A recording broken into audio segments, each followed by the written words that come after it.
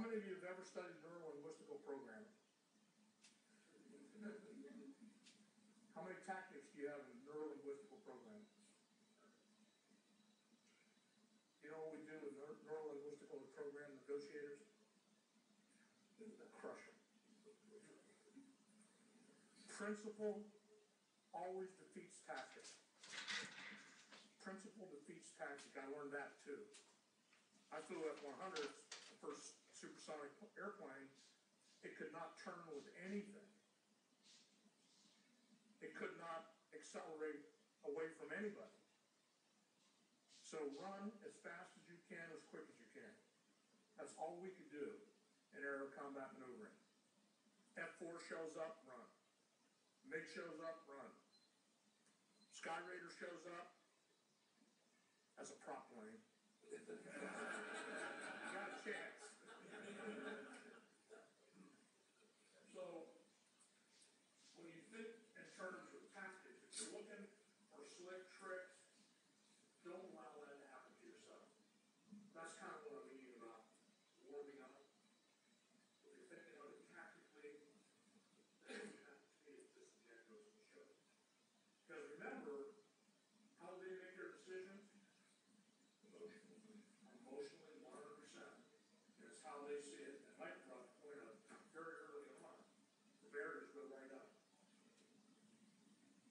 And you want to bring the barriers down. Right? You want to bring the barriers down.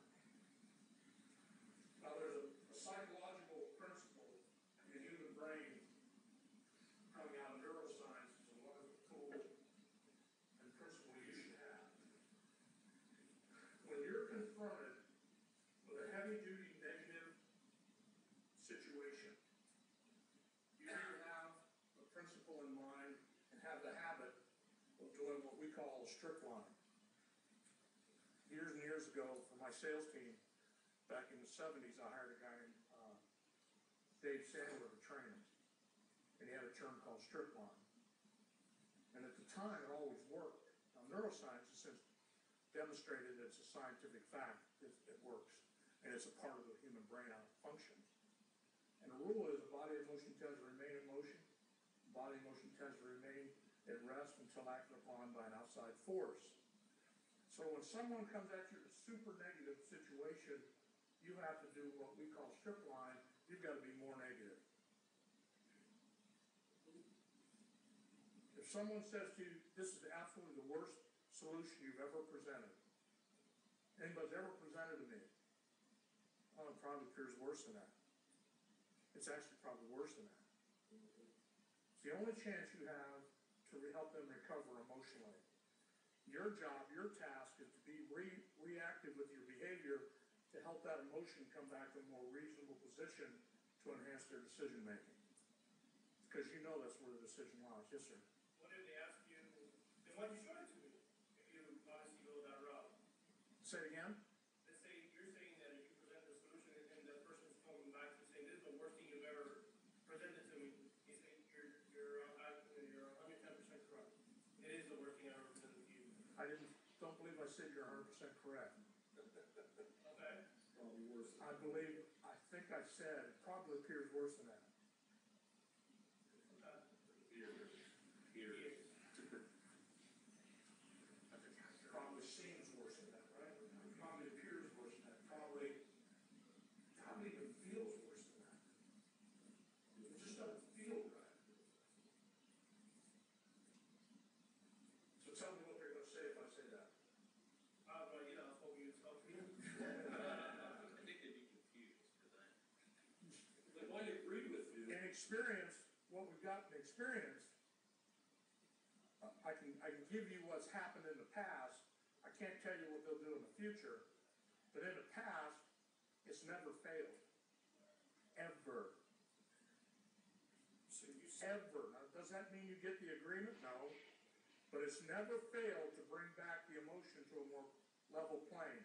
When we built the training program for the FBI Hostage Crisis Unit, or for the Free World Forces for dealing with terrorists, you know, I was the guy that built that, right? That's on the website. I wasn't allowed to talk about that till the FBI went public about 3 years ago. And one of the things we found was when they read the book, and they called me and asked me to come down to Quantico, Virginia, I was flabbergasted. I mean, I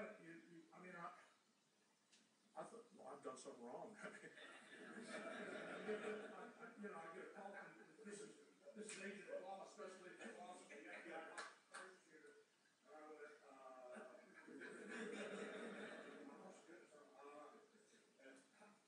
I'm not trying to be a jerk here, sir, but I want to know who you are, who you really are.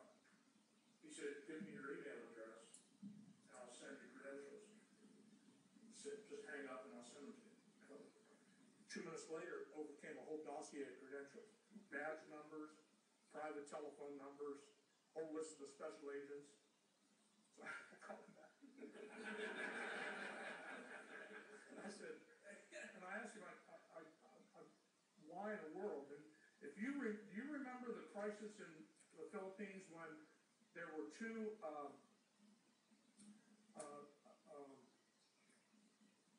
two missionaries, Americans, captured by the bad guys over there and held for quite a while?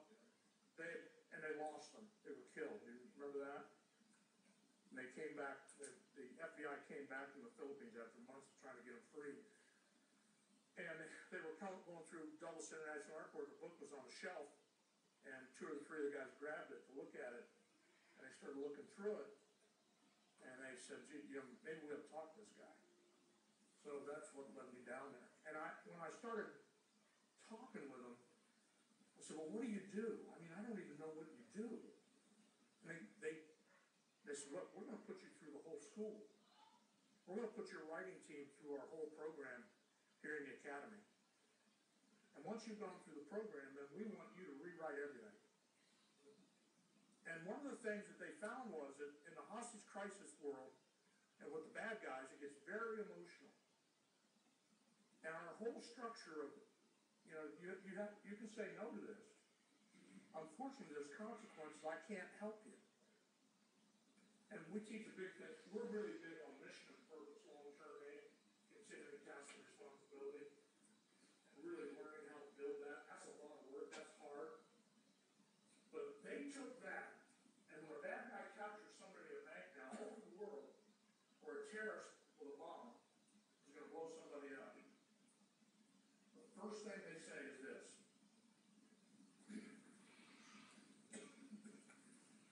my job is to get you and everyone around you out of this situation safely. That's all driven by mission and purpose. That's my job, is to get you out of this safely. Doesn't always work. Those folks were killed on that boat in the middle of the ocean. This is what they're saying, terrorists. That's what they say to me. But that's all driven by mission and purpose. Now, my point is this. Here's my point. If you have a system and you're fundamentally safe all the time with every principle and you have it aligned perfectly, you're going to win every single time you should be successful. The only time agreement won't come into play, won't come together for you if you have the system properly aligned, like the FBI. The only time it won't happen is when it shouldn't happen. That you won't be a fit or they won't be a fit for you. 5, 10. Okay? So, when I say to you that strip line works every time I've ever done it, it works.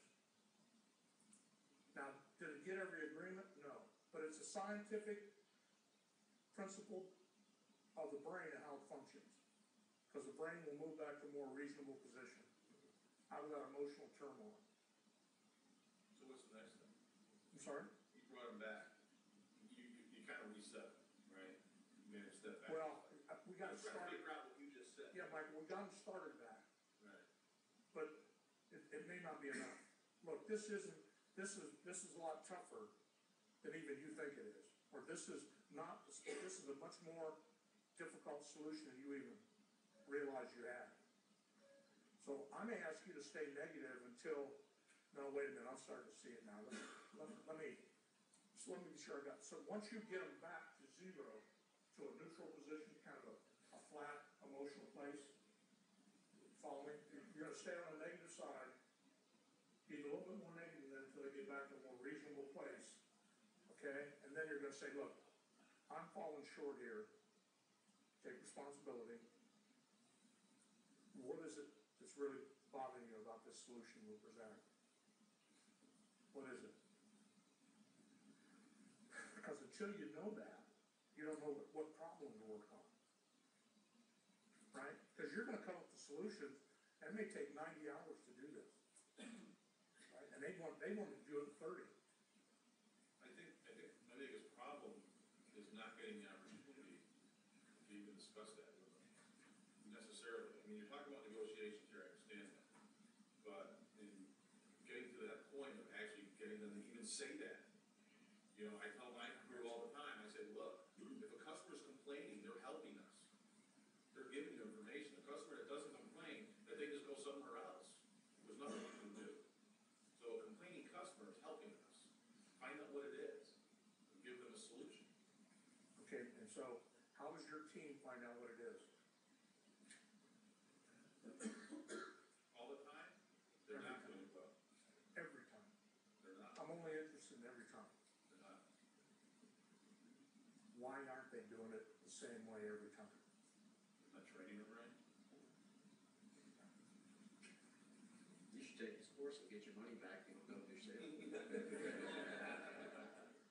What system of negotiation do you have in place with all your team trained exactly the same way so you guys can share experiences and build the organization? Maybe not. What would you like me to do? Share it When? right now. Can. I got 2 minutes. How much time do I have? 6 minutes. Can't do it in 6 minutes. So, I'll get your number. Well, one piece of information that's interesting is that I need to train them in that situation.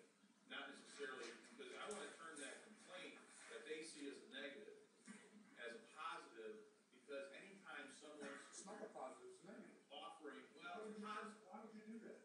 because I want the opportunity to make it right.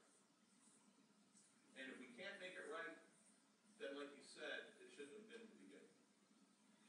614-764-0213. Any of you can call me anytime, I'll give you 1 coaching session for free. And all you'll do is be dangerous and kill yourself. My wife already said that. Can you take the last 6 minutes to explain the program? Yes. What's happened is with us, is I was talking about this Simon Bush.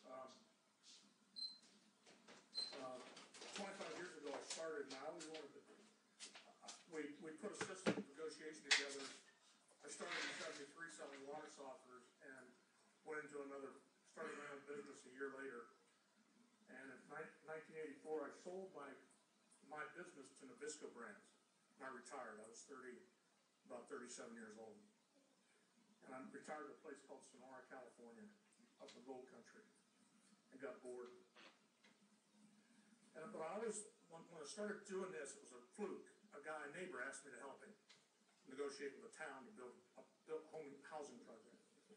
And one thing led to another. Now here I am 25 years later still doing this. And when I started working with TJ and some of my CEOs types,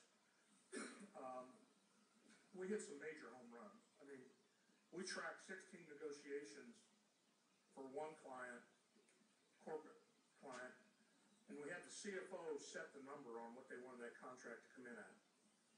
And we exceeded his numbers by 22%, to the tune of $37 million in 16 engagements. All $37 million went to the bottom line. So the CEOs, the chairmen, the kind of people I'm working with across the spectrum said, we're sick and tired of the garbage that's out there. We want you to start an institute.